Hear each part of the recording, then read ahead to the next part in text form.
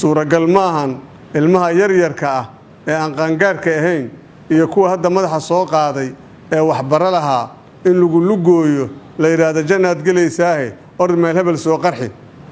may kuwa waaweyn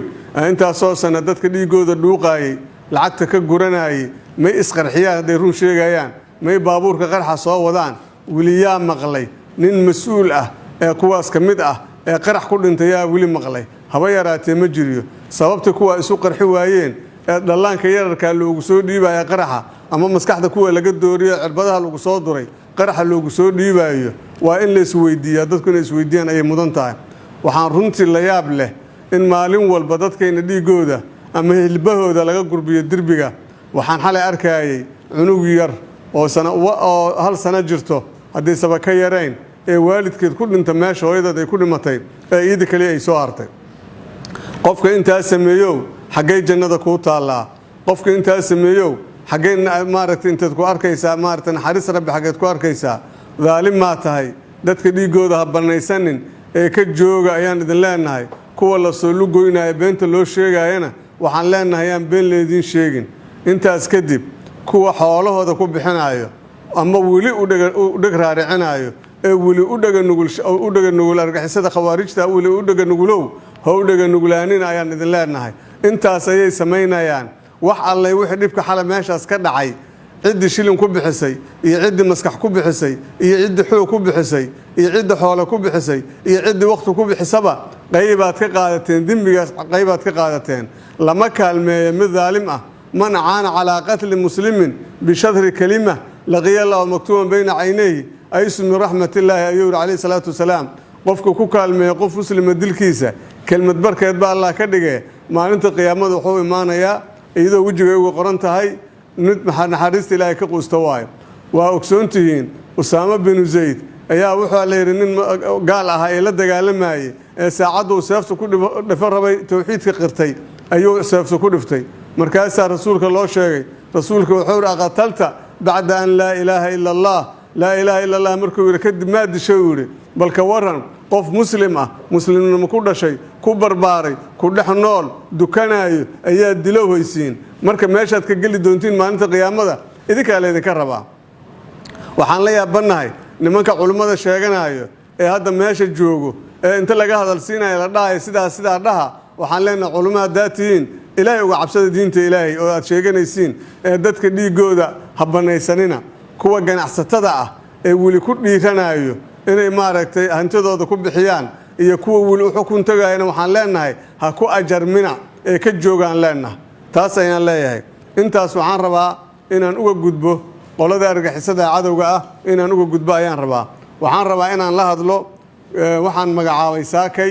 guddiga gurmadka ayaan magacawnay guddigaasi oon isleeyahay rabo haddii la yidhaahdo inuu gurmad u sameeyo waana la bilaabay runtii oo ilaa iyo 350 qofood oo degmooyin ka timid ayaa hadda dhiigga u meertay dadka dhaawaca ay dhiigooda u meertay ilaahay bedel khayr qabaa siiyo waxaan rabnaa inta dhimaneey oo Soomaali ah ee magaalada Muqdisho joogto waa inaad dhiiggiina ku caawisiin ayaan idinka codsanaynaa waa kuwa masaakiinta ah ee aan awoodin inay isdaaweeyaan ama xataa luqmatul ceesh aan awoodin kale waxay cuni lahayn aan awoodinna inaan u gurmanna ayaan rabnaa haddii ilaahay yiraahdo taasna waxaan leeyahay guddiga aan magacaabay shaqadaas qabtaano si degdegana uga howlgalaana ayaan leenahay ilaa iyo hadda waxaana soo gaarayo dhaawacu wuxuu gaarayaa sidana soo gaartay oo waxda caafimaadka inala wadaagtay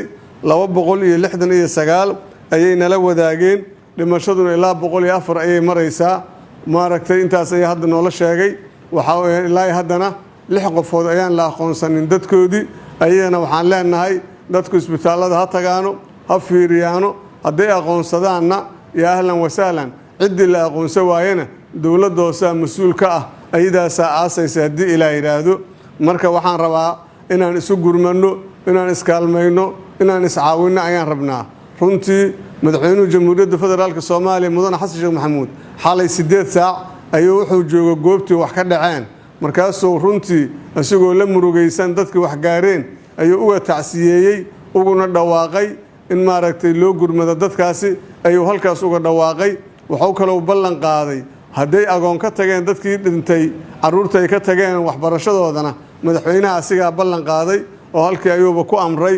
annagana ka gobol banaadir ahaan diyaar ayaan u nahay waqti kasto iyo xilli kasto inaan kaalmadeeda aan la garab istaagno cid kastoo dhibaataysan intaa kadib isbitaalada waxaan farayaa inay dadkooda Soomaaliyeed ee ehelkooda ah ee dhibka xalay dhaca ku gaaray qaraxi xalay ku gaaray shalay ee ku gaaray dhaawac ku gaaray inaysan lacag weydiin ayaan amraynaa haddii dhaawac culus jiro ay maara waayaanna waa la isla xalinayaa laakiin dhaawacyada ay xalli karaan lacag ku xirinaan leenna waxaa kaloo na soo gaaraysa ruuban waxay tamanaqaano baaritaan aan sameey doonaa kuwa dhiig shubaayay in lacag la weydiistaan waxaan ku arkaynaa meelaha ku arkaynaa arintaas haday run noqoto qof dhiig shubaayo oo dhiigiisa tabarucayo in lacag la weydiiyo aqliga caafimaadka qaba xataa ma ogola laakiin haday dhacday isbitaalkii sameeyay waa la xisaabtamaya hadii ilaahay yiraahdo hadaysan jirinna ma bajirtaba laakiin haday jirtana waa arkaynaa isbitaalada waa noqonina kuwa shabaab la mid ah ee dadka dhiigooda ka mushtaridi kuna noqonina ayaan leenahay ala kulli xaal aan iskaalmayno aan gurmano aan halka isugu tagno hadii ilaahay yiraahdo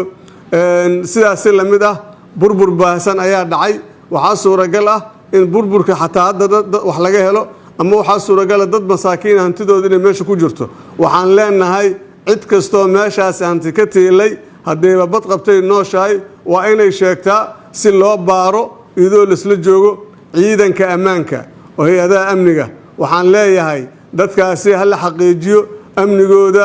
maalkooda iyo maartay naftooda hal xaqiijiyaan leenahay dadkana waxaan leenahay loo fududeeyo hadii ilaahay yiraahdo oo halala shaqeeyo wayna dadaaleen runtii xalay ilaa iyo shalay soo taagnaayeen ciidamadu haddana wili waxaan leeyahay hawl ayaa idin sugayso intiba maartay naftan ugu wada jirtana hawshaasi way noo wada taalaa waxaan rabnaa hadii ilaahay yiraahdo annagoo is wada garabsanayno ka maamul gobol banaadir ahaan iyo dawladda iyo kulli iyo ganacsatada iyo dadka akhyaarta ah annagoo is garabsanayno inaan gurmad degdeg ah dadkeena u sameeyno